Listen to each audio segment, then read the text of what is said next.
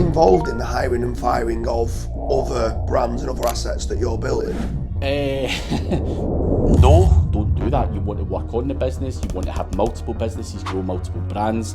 And could I do all of that, hiring and firing and get involved in all that stuff? Absolutely not. No chance in the world. What's your biggest regret in business to date? I've got a few regrets in business. Obviously, the first one would be... How are we doing? I'm good, lad. I'm good. So today I'm joined with Craig Campbell. I'm up in Glasgow at his office. And today's video is about business in general, family and growth. So let's get straight into it. So first and foremost, the first one I want to kind of ask you about is negative feedback. So over the years, I've known you for a long time now. And obviously you've got a lot of fans and a lot of followers. But then obviously with a lot of fans and a lot of followers comes a lot of haters. So how do you deal with negative feedback in general? I think obviously at the start, as you will know, because I think I spoke to you about a lot of the stuff, and you were one of the guys that like just block and ignore. My initial reaction was, I'm going to fucking, start having an all-out Barney with these people.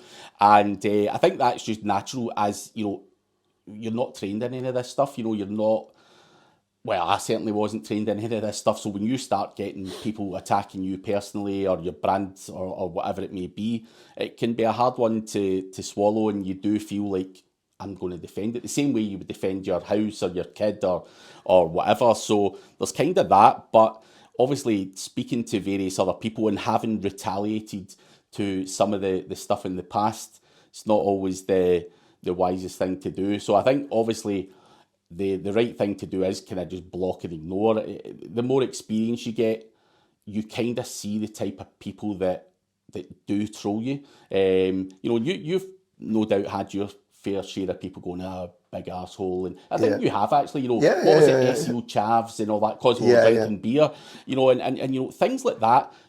For me now, the way I think about it is, who are these people and why are they saying it? Because a lot of the time, people have said stuff about me who haven't spoke to me, have never worked with me. They couldn't tell you the first thing about me, but they're quite happy to say I'm this or that or whatever, without actually knowing a guy. Like, whereas, people look at the things where it was the night out in Manchester that we had with the champagne getting poured down people's necks. People are like SEO chavs and all that stuff. I think that was one of the ones where you were like, nah, just ignore it, just block and ignore. And I'm like, nah, man, these people are fucking saying this. I think it's hard to deal with at the start, but I think you do eventually get thick skin, and when you realise it's probably, anyone who's successful, who's earning real money, are you really bitching about someone else, or are you like, nah, I like that guy, I can see what that person's doing. We've obviously got other people, Gary Wilson, very successful guy. You see the Reddit threads about him and people want to scratch his car and stuff, and you're just like, Jesus. So the type of people who look at that and troll these people tend to be the ones that are not doing that well in life. And that gives me some kind of comfort to go, right, that's the type of person that's doing it. If I was getting trolled by people that were actually successful, and they were saying, oh, Craig, you're a fucking bullshitter and you're this and you're that, then you'd maybe have to look at what you were doing at that point. But I would like to think that I've not really done too much to annoy people or anything like that. So I just block and ignore and just go with the kind of thought process that these people, that doesn't matter whether you're shaking your ass on TikTok or, I done a presentation actually recently. If you look at Taylor Swift on YouTube or whatever, she gets hell. You look at Brad Pitt, someone will be giving him hell. It does not matter who you are. You are copying some amount of shit. And that again gives you some sort of comfort where you're like, nah, like if it's good enough for David Beckham, then fuck it, I'm going to have to take some if you want to put your face out there. But I wouldn't let it put me off. Certainly that would be the advice I'd give to people, is don't let that type of negativity put you off, because genuinely 95% of the people that I've come across in life, because I've put myself out there, have been positive, and you know, I've made good friends. Like I met you, you know, I was obviously speaking at the doing that Chester SEO meetup and stuff. So putting yourself out there, networking, you know, doing videos, whatever it may be, has been massively, massively successful. So I would always encourage people not to let that put you off. But you've had it as well. But I'd be curious to know. You're obviously quite a calm big guy in my opinion, and you're always just like block and ignore, block and ignore. You couldn't have always been like that though. Eh? No, definitely not. I mean, it has been tough to learn to ignore. Like you said, the first reaction is to retaliate. But every single time you do retaliate, it kind of just puts you in a worse position, and then they come back again. And you end up spending time with these trolls when you could be spending more time with your kids. You could be spending more time in growing your brands and being more successful. So it is just better, I think, to ignore, mainly because of the time that's involved in trying to respond and trying to defend yourself. These people, I don't need to show who I am to those people. No. As long as my friends, my family, and business people around me understand who I am and what I do, then for that reason, it's easy just to ignore. Sometimes I think it's difficult though when you've got staff and they're seeing it and they start asking you questions about it. That's where I think it starts to become a little bit more difficult, which moves me on to the next question with regards to, obviously you've got Craig Campbell, which is a very, very well-known brand now in the world within SEO. And I see you now start pivoting away and leveraging your brand in building other assets and other kind of brands up. What do you get involved in the hiring and firing of other brands and other assets that you're building? No. Yes and no. So, like Links for You, for example, the business partner I've got there is Graham Grieve, who you've met. He would deal with that because you've got to realise, and I think you're probably very similar to me in this respect. I probably stole it from you. You've got to realise your strengths and weaknesses. Is my strengths hiring and firing staff, or is my strengths promoting stuff and talking in front of a camera and you know, using the knowledge and experience that I've got? And one of the reasons that attracted me to doing that business with Graham is he is the exact opposite of me. He is very structured. He is very much on people, and you know, he'll hire and fire. I don't like firing people. You know, he is ruthless. Like we had someone actually. And how long did that person last? About 24 hours. Like the job description was, you know, you're writing content, you know, it's press release stuff, and it has to be unique and all that kind of stuff. And they used AI, and he checked it, and he just like, you're not for us. You know, you were specifically told AI is not acceptable. And you know, I think you have to be ruthless to do that. And I don't particularly like that. I can be ruthless with certain things, but I don't like to do that. And you know, certainly the people in here, like Luke and Kyle, who do certain things, they've got people they use that they'll utilise, or you know, content writers and stuff.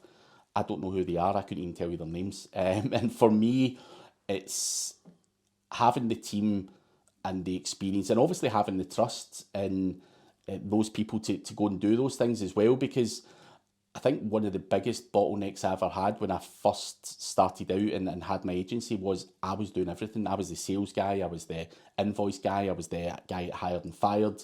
And I think, you know, I built myself into the business rather than working on the business. And that's something you've always harped on about for many years, is, you know, don't do that. You want to work on the business. You want to have multiple businesses, grow multiple brands. And could I do all of that, hiring and firing and get involved in all that stuff? Absolutely not. No chance in the world. You know, you've obviously got to check in with your staff members and stuff here. Obviously, I've got some staff in here, but the guys that have been in here have been with me for years and years and years and have a very specific job, such as video editing and stuff. So obviously these people, even at that, I'll tell you a funny story. Me and my previous business partner, who's no longer in the business, we were hiring and firing a lot of the wrong people. And both of our wives went, you guys are fucking hopeless at hiring. You're picking the wrong people. You know, if someone's flirting their eyelashes at you or whatever, you know, you're hiring them And we weren't hiring it based on someone flirting or whatever. But that's kind of the wife's like, give us a shot. We'll hire. And the last person that we actually physically hired for the office was young Sam, and she's been around for how long? 6 years. 6 years. So there's probably something in that it's just an area where my wife and my business partner's wife at the time were able to hire better than us. And so yeah, obviously you've got to realise your strengths and weaknesses, and obviously utilise your time wisely, because that's, this as well. Your time, what you spend your time on is really, really important. And I don't want to be bogged down by shit like that. I just fucking can't be bothered looking through CVs. Yeah, that's class that you've realised that you're sales and marketing, and that's where business partners comes in. A very important, understanding your weakness, which could be hiring, building a culture, operations. That might not get you out of bed and it like make you go, oh yeah, I'm excited for today. So what does generally get you out of bed, like in the morning, and excite you? Is it growth of the brand? Is it learning new things? Like what excites you when you're coming into work?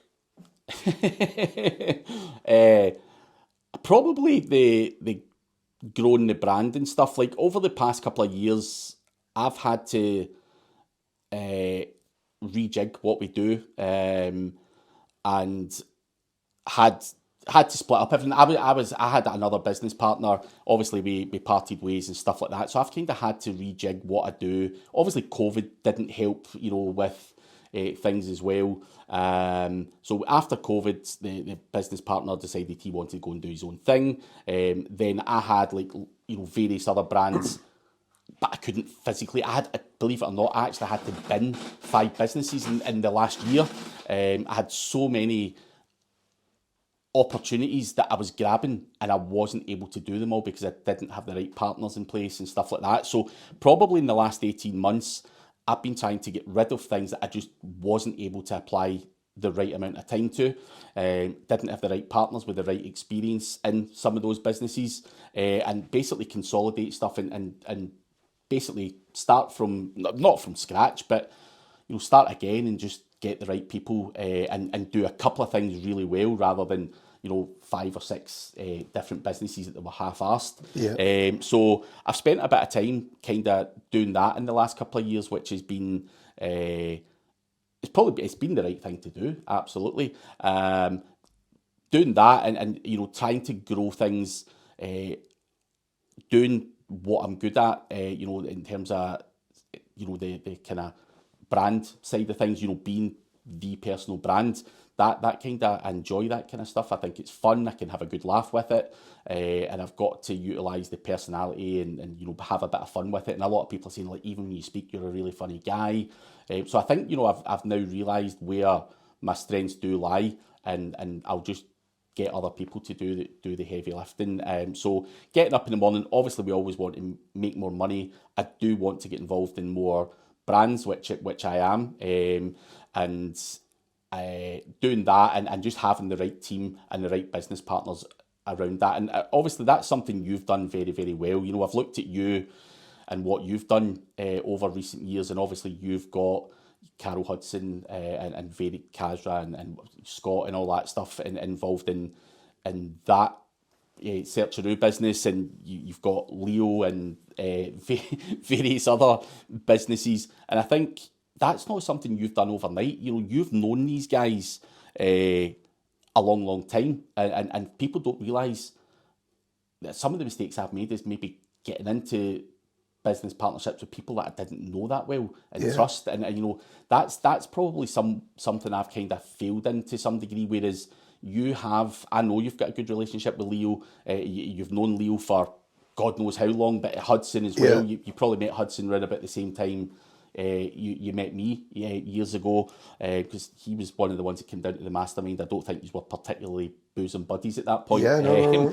And obviously things develop and stuff like that. So I think, I've made mistakes and had businesses that haven't went too well for one reason or another. But I'd be curious to know your take on how you've done it, because you've obviously somehow been there before me. I say to people all the time, I started out as an SEO guy, and and somehow ended up hiring a web designer and stuff like that.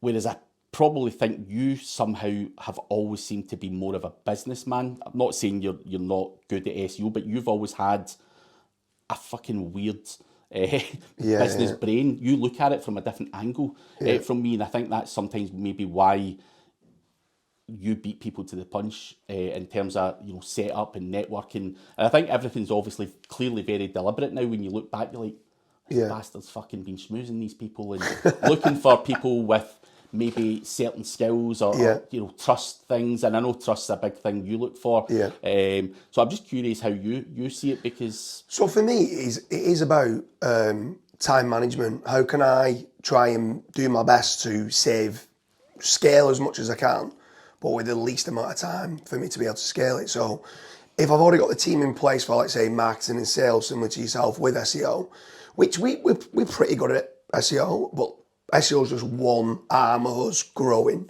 You've obviously got paid ads and other things like social media and actual brand building. But if we could team up with the right partner in something who's brilliant at what I'm weak at, like Leo, probably the easiest way of explaining this would be like a football manager. If you've got your team and you're knowing that your centre-half's pretty weak, you need a new centre-half, or you don't have a centre-half, do you know what I mean? You need to try and acquire a decent centre-half, or you need a striker if you're not scoring enough goals. If there's certain elements within the business that I think I'm weak at, and I could employ someone to do it, or I could set up a brand or invest in a business who are the best in their lane at doing, let's say, technical SEO. I could end up buying a technical SEO agency that have got the top person, but they've also got 5 or 6 staff already that can run all these different audits or run server logs or whatever is needed. I just go and acquire a business that, knowing that now I can still promote that and plug in my sales and marketing to grow that business up, but I can also then leverage the team to be able to fix any of my existing sites. So like the Leo scenario, Leo applied for a job as an apprentice with Matt Diggity maybe 8 years ago, and Matt messaged me and Jason Carpusis, who are business partners, and said, listen, this guy's too intelligent for me to employ as an apprentice. Like, he's a genius. So I started speaking to him, and a lot of stuff he did went above my head. But he was a genuinely lovely person. I got to know him for a couple of years. I got to know Morgan, his wife, really well. She's another one who's on another level with regards to intelligence. But I was wondering, could I work with this person, could I not? Because, all right, if they're intelligent doesn't mean that they're good at running a business.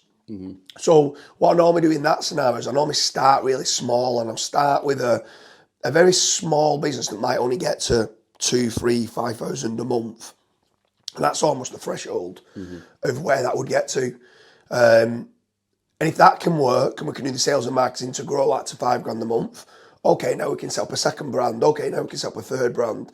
You'll probably know because you're on the testimonials of a lot of the brands. Craig Campbell says that these are amazing. But obviously we've built now a lot of brands with him, and we're able to leverage that for a lot of our rank and rent kind of systems and processes. So yeah, I mean, it's difficult to choose the right business partner, very difficult. And that's why I like going slow. And a lot of the time when you first do that first business together, I reckon probably 8 out of 10 of those fail. But the 2 out of 10 that work well, then you can double down and treble down with them with. So I've got a lot of very good business partners now, and I've built out a lot of successful brands. But along the way, there's been a lot of mini failures of working with people that I'm like, I can't work with them. And a lot of the time when I'm looking at it, they might be intelligent, they might be good, they might even be good at onboarding staff and systems and processes. But when something goes wrong, which it will go wrong at some point, because life, like growth is never linear, it's a roller coaster. When something goes wrong, is this person going to roll up his sleeves and deal with the shit that we have got to deal with? Or is he just going to go and lie on the floor and just kind of bury his head in the sand and not deal with it? And it's those times you start to realise how good the business partners are. Because for me, you should be thriving off losing. Like, it'd be interesting next time you come down to the office, we've got a bell now, right? And when our systems and processes, if something breaks and something doesn't work, we ring the bell and we're all high-fiving each other. That's someone that's failed and we've done something wrong. Yet the culture now is to high-five them and go, brilliant, we can improve the systems, we can improve the processes. So that mentality of celebrating your losses, because now we're going to learn to improve upon it. You win or you learn. Yeah. And I think that that's a big part of the business and the culture of what we've built now, that it allows people to expand outside of the comfort zone, to push those boundaries, to pull that elastic band to see how far it is before it snaps. So if there it snaps, we can pull it to here and we know that it's not. When majority of people have the elastic band to here and they stay there and they stay in the comfort zone, and that's why they're not successful. Yeah. Name me one billionaire that's been ridiculously successful that built everything within his comfort zone. Bet you can't find me one. No. They've all pushed the boundaries. When you push those boundaries and get outside your comfort zone, that's where the fun then begins. I've got another wee question for you. So you obviously mentioned that you will typically look at, like, say your weak area is technical SEO, and you look at that guy or that agency and you acquire it. Are you buying the full fucking thing, or are you saying, I want to invest 50%? How does that kind of deal work? So that's a great question, because I generally deal with UK investments and normally buy quite a lot of UK businesses. And in the UK, if you own over 26.8% of a business, you've got a significant say in the business. So normally I'm acquiring normally around 27% or above. Yeah. Normally I want the business owner who's got the existing company to stay in the business, because they are normally the ones that have got the brains And the skill that and the skill set that I want. So I'd probably only go 27, 30%, something like that. They've still got enough meat on the bone and enough skin in the game for them to make it exciting for them. Yeah. If I can double the size and double their profits, they're making more money than when they own 100%. Yeah. So I'm coming in, they're getting a cash injection, they're getting a payout. But if I can double it, if I double the business, they own 140%, if you get what I mean, the 70%, but it's worth double. Yeah. So they're actually 40% growth. So they're more than happy. I'm more than happy, because then I can put quality control measures in place to make certain that obviously we can scale and grow. But now I've got like leverage to be able to use that staff, because staff's never 100% busy, or very rarely. Yeah. They might only be running to 60, 70% capacity. So if I can just keep giving them bits of jobs, it's almost free labour in the background for my own projects, but I'm still growing the business, so the business owner that I've invested into is more than happy. And that's where the growth by acquisition model or bolt-on acquisition model can be brilliant, when you know, okay, I'm spending quite a lot of money here as an expense to the business, who can I acquire? And do you ever, just out of curiosity for anyone obviously watching, do you ever get, like, you invest 30%, for example, in a business, and then the guy's like, Dooley, you're a bit fucking overkill with your fucking shit here, trying to scale this up, like, fuck off, we're doing it my way. Do you ever, like, get into problems like that? And Once or twice, yeah. And how do you get out of that? Because obviously you've invested. Normally, generally speaking, is we, like, honest, trust and integrity. I'm looking them straight in the eye and I'm saying, like, this is what I want to do. Are you on board with it? Normally they're happy with growth. They do want growth. The first thing I'm looking to do is make certain that actually the business owner is the first person I'm trying to look at, to make certain that they don't have a headache. I don't want them to double the amount of work and they're doing double the amount of work and it becomes stressful for them. Yeah. So if anything, I'm like, majority of the time, these business owners are brilliant technicians and brilliant at doing, let's say, the technical SEO in this scenario. They're not good at running a business. Yeah. So it's like, do you need to be doing that work? Can we not get a VA to actually save you time? So a lot of the time we're doubling the size of the business. And these, if they was working 50 hours a week before I came to them, might now only be working 35 hours a week, yet they're doing double the amount of work. Because I'm trying to educate them, listen, let go.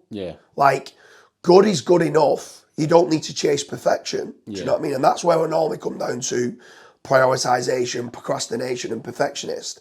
I'm normally sat there with them. One, I want to learn what they're doing anyway, so I can leverage the skills, because then we need to then get it into sales and marketing. Okay, this is what we do and this is what we're good at. But two, I don't want you working 50, 60 hours a week. That's not good. Like, you, that technical SEO, that person who's running the business, like you've just said before, needs to work on the business, not in the business. So because of that, normally it's twofold. Normally I'm growing what they're doing, they're happy, and normally I'm taking the stressful bits. What do you not like doing? Can we not get somebody else to do that? And we might need to hire a high level kind of technical specialist to take a lot of his work off. But sometimes when you break it down into step-by-step mini guides with SOPs, virtual assistants can do a lot of the work that you're doing. You just think you can't let that go. Oh no, I need to do that. No, you don't. So on to like time management and stuff like that, which we've both been talking about, of trying to delegate work, working on the business, not in the business, not being in the rat race of doing everything every day. How do you manage to, you've now got a lot of different brands. People only really know the front-facing brand of Craig Campbell. Yeah. But Craig Campbell's now leveraged a lot of other brands of what you've grown out. How do you balance being very successful and being a great dad? Because I keep asking this question to people that are super successful. And generally speaking, you can't give all the time you would like to with the kids. Mm-hmm. And you can't be you can be successful and be a good dad. I'm not saying you can't be that, but where's this balancing act come from? Like, how do you manage to see your son, be a good dad, but also growth? Because males, generally speaking, want to go out and they want growth, they want to see progression and stuff like that. How do you manage to balance that? I mean, it's not easy. Like, for example, I've had to sacrifice certain things, like my son's first day at school. I was hosting my own event in Vegas last year, missed his first day at school. But I think, obviously when you get delegation, business partners and stuff like that, I don't want to be working 60 hours a week. We've all done that stuff, and doing 17-hour shifts in your laptop and then going to sleep and then back up. You don't even brush your teeth back on it. And obviously when you have a kid, certainly for me inside, you're just like, God, I want to spend time with this guy. They're fun. You'll be the same with your kids. So it's just trying to get the balance right. And I've got in my head, I don't want to work at weekends and stuff like that. So, I'll spend family time at the weekends. I do it in the evening at night when I go home. I don't even look at my phone, turn the phone upside down. I'll play the computer with him, or we'll go out for something to eat or whatever. And I think obviously having that time is important. I think Gareth Hoyle once said to me as well when he was born, he says, Craig, take your wife and your kid everywhere you can whilst you can. He says, because when they go to school, it becomes even more difficult. So when Charlie was born, I used to take them to every conference I went to. So like in his first year, he was in 9 different countries, and I took him to Brighton SEO, I took him to America, I took him to all of those things as well. Because now it does get difficult because we can't just take him in and out of school when we feel like it. So obviously you've got to spend time abroad as you do as well. You're doing your hobbies as well, the horses and stuff like, which is obviously a business as well, no doubt. But so you've got to spend time apart. But I think it's healthy to spend that time apart as well. But obviously, I don't want to be that guy where your son's life passes you by, and you'll probably understand, like my son's 5 now, and you're just like, fuck, where did that time go? You're just Crazy. like, Jesus. And even when I see your kids on Facebook, and they're like, geez, I can remember when you were having your first kid, and then just obviously you had a second one not long after, and then you see them, you're like, geez, they've got full heads of hair, and you're just like, the time just flies so quickly. And I don't want to be that guy where I've been too busy with work, and then my kid's somehow 16 and he's left school, and he's moving out, and I've not enjoyed it. So I think you've got to try and make the most of them when they're there. And again, that comes down to how you set yourself up as a business, whether you've got the right people around about you to take charge of what they're supposed to do, delegating stuff. Like even Sam there will do my slides and stuff as well. She deals with all the graphics. So trying to delegate as much of that out as I possibly can, because people will say, Craig, how do you get time to go to all these conferences and do all these videos and do all of this, that and the next thing? Well, I mean, doesn't take me long to create a video. She's the one doing a lot of the heavy lifting, not me. So I think, doing that allows me the time to be able to spend time with the family and do things with them and go on holiday. Because one of the other things I'll never forget, again, going back to my agency days, I used to go to the hotel reception to get Wi-Fi at 7 a.m. and send people their work and all that, and do this, do that. I would be working whilst I was still on holiday because, again, I was a control freak. Whereas I could fuck off just now. If I need anything, I can WhatsApp her, can you send me this, can you do that, whatever, if I have to. But I would rather not. I would rather do the work before I go and then let them do their thing. And if anything blows up, by all means, call me. But, I think that all comes down to your staff and your processes and systems. And even Graham came in and he's like, he's not part of my brand or anything, but into the business, and he wanted some videos and stuff done by Sam, and it was just hard. It was hard, and he's like, how does Craig's process look to you?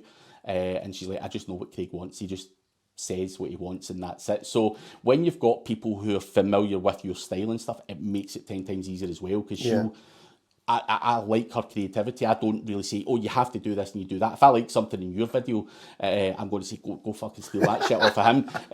I want mine to look like that. So again, it's all about delegation and stuff like that, which frees up a lot of my time. And I try and finish early on a Friday as well, is another thing that I've always tried to do. So it wasn't always that way, but that's what I try and do in my head, and I'm trying to also cut down the amount of travelling and stuff I do, because even when I left to go to Greece the other day, my little guy was cuddling me. He's like, please don't go. He's crying and all that, and you're like, fuck, it's getting harder and harder. So it's one of those ones where it's you just got to go. But again, I've also got to have in my head that when I go, I'm making money. And I'm providing for them as well. So you've got to get that balance of, do you want them to, my wife, just brings my son up, she doesn't have to go and work as well at the same time. So we're in a fortunate position where we've got a nice balance there. So to wrap it up with regards to business, what's your biggest regret in business to date? Biggest regret? I've got a few regrets in business. Obviously, the first one would be the ego and not letting go quicker. Because I've been in the industry for 22 years now. I didn't really make proper money for the first 15 years. I made some money, nothing to really speak about. And that was when I had the agency and stuff. So yes, turnover was good, but I had a lot of overhead, and I was killing myself with stress and bogged down in the middle. And that's something that took me a long time to dawn on me, going, what the fuck is wrong? So that's a big regret, because it's one of the first things I say to younger people now who come for advice. And again, we've both done that with many people. You're just like, you have to drop the ego and the control freakiness and let that go. So that's one. But there's other businesses that I've got involved in where I'm an excitable guy, and I jump into things two-footed and then start thinking. And again, I don't know if it was naivety or being young at the time, but I jumped into the e-cigarette niche years ago, and two-footed, just looked at the search volume and thought, fuck, this is going to be the next big thing, let's get in about it. Fucking got someone to build the website, WooCommerce, had the products, found a supplier and all that stuff, started doing SEO for it. And I never looked at the kind of business side of it, where you could only take payments through PayPal, you couldn't do any kind of paid ads and stuff like that. So again, I was rash with a lot of businesses that I get involved in, and I do regret some of the businesses I get involved in. Similarly, I've told the story about selling women's clothes. That was a rash decision, but I didn't understand the business, the returns, and all that kind of stuff. So I think it kind of feels on that then. It's maybe certain things like FOMO, thinking the grass is always greener, or shiny object syndrome. But you've probably got that. Big time. Do you find that you've had to work on like the FOMO, the grass is greener, and those kind of traits that can be good because you can make you jump into something quickly, but the shiny object syndrome can make you scattered all over the place. Like I said, you've just said at the start of the video that you've got rid of 5 businesses now. So it seems to be now that you're learning. Because I'm exactly the same as you, mate. Like, I always think there's the next big thing. Oh, yeah, this is brilliant and stuff like that. And I jump into it and I'm like, I've already got a lot of things going on. I don't need to add more to the mix because I'm just diluting what my time is going to be spent across those different brands. Yeah. Like, are you specifically trying to build calluses on the brain to make certain that you go, no, I need to not do this again? Absolutely. I probably turn down 10 opportunities a week, quite comfortably now. Whereas probably in the last few years, every time someone came with an idea, I'm like, fuck it, let's do it. Yeah. And that's where I had, and I've spoken about this business for years, like the online business flippers and all that. The website's still there, but just it just didn't work out with the kind of partners and their knowledge and experience. They were great guys, sales guys, and they could do things, but their knowledge of SEO wasn't quite there, and it just didn't work out that well. So yeah, but every opportunity, I'm like that, just like you, and I know you're that type of guy. Someone showed you a new tool or something, I know you'd be like, oh fuck, have you seen this? Look at this, get me over. And somehow you get roped in to either investing or getting equity for your marketing experience or whatever it can be. And that is something I've said to many people now, even people who've got amazing tools. There was a guy actually messaged me yesterday and he's like, Craig, I've got this tool, I need you to look at it. And I said to me, I can't look at this until December. Like, if I really want to look at this, I can't look at it until December because I'm travelling to conferences next week, and I'll be lying to you to humour you. You can go on a phone call going, oh yeah, it sounds good. So there's just, it's horrible to say no, because I think I come from a similar background to you where I didn't have that much. I'm not saying I came from like the gutter or anything. I certainly didn't come from a gutter, but I didn't come from any kind of wealth. So anytime you get an opportunity now, you're just like, fuck, and I think that comes from your kind of background. So, but yeah, I've had to literally say no. I'd say that's my biggest regret in business is I didn't learn to say no fast enough. I used to say yes to everything. And if I could say no more, it would have certainly progressed me a lot further. I'd say probably the other one was not purchasing the bolt-on acquisition model quicker. Because that's the only thing I feel there's one thing in life that you can never buy, and that's time. But actually, indirectly, you can save time by acquiring existing businesses than starting new. So I feel like I'm leveraging time by buying and investing in existing businesses than keep trying to build new. I used to get an idea, let's build a new brand. Get an idea, let's build a new brand. Let's get an idea, let's build a new brand. And couldn't say no. Where now, I say no, like you said, a lot more. Probably, I'd go as far as saying 98% of the time. Yeah. Right, I probably say no. Two ideas that people come to me. But the ones that do come to me with a good idea, I'm now normally going, okay, what business can I acquire? Or what business can I do a merger and acquisition with? Or what business can I be an angel investor into? Because I don't want to start it from scratch when someone's already been doing it for 5 years. They've already got the staff. They might not be perfect, but I'm fine with that because now I can go in with my quality control measures to try and improve it. So, last question in business, retirement. Do you think you could ever retire? No. I've thought about it. Even if I won the Euro Millions tomorrow or Friday, and I won 200 million, I would probably take 3 months just to recharge the batteries.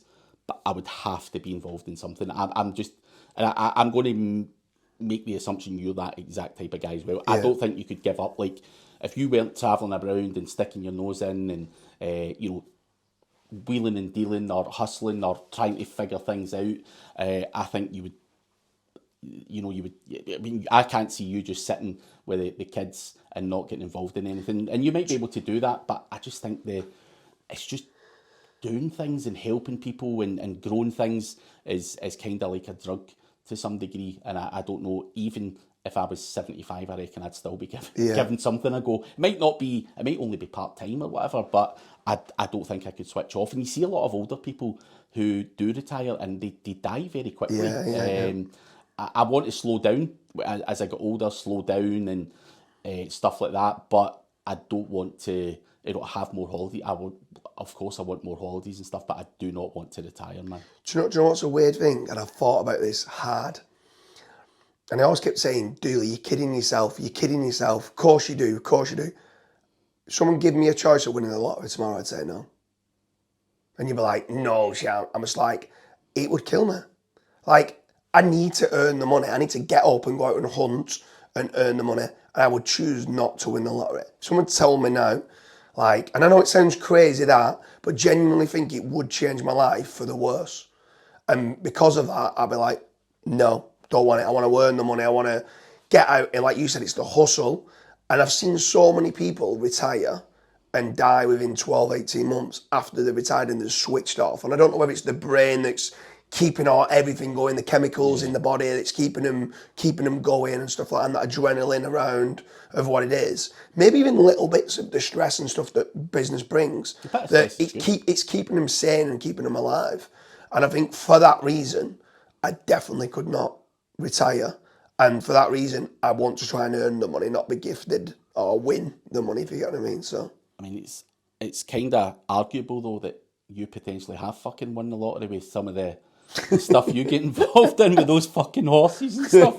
You're just like, fuck. But nah, I get it. You know, if you can earn it, it must give you a lot more satisfaction going, I've got X and I didn't have to win the lottery to achieve it. So I get that. And obviously, I think you live a diverse, you live a good lifestyle, but you get diverse income streams, which I think is also very, very smart, and something I've obviously seen over the years you doing. And as I say, I laugh, I joke about the horse racing thing, but you know, when you start getting involved in the horses and your first horse died and you're like, this fucking guy, man, he's just fucking getting involved in horses and he's not got I thought I've been scammed like big time, like. But you just get involved in shit and it turns to gold, and I you know, massively respect guys that just do something and it's not always the same thing. You're, you know, from what you were doing, I mean, you've probably always been passionate about horses or whatever, and I didn't know that, but to then just, you know, pulling horses out the back, you're like, fucking, what's this guy doing? But nah, I love it. I think, you know, it's entrepreneurs do that stuff, and yeah, it's funny, man. It's funny, but well, Craig, it's been an absolute pleasure, and let's do a few more videos on personal branding and artificial intelligence. Let's do it. Cheers, guys.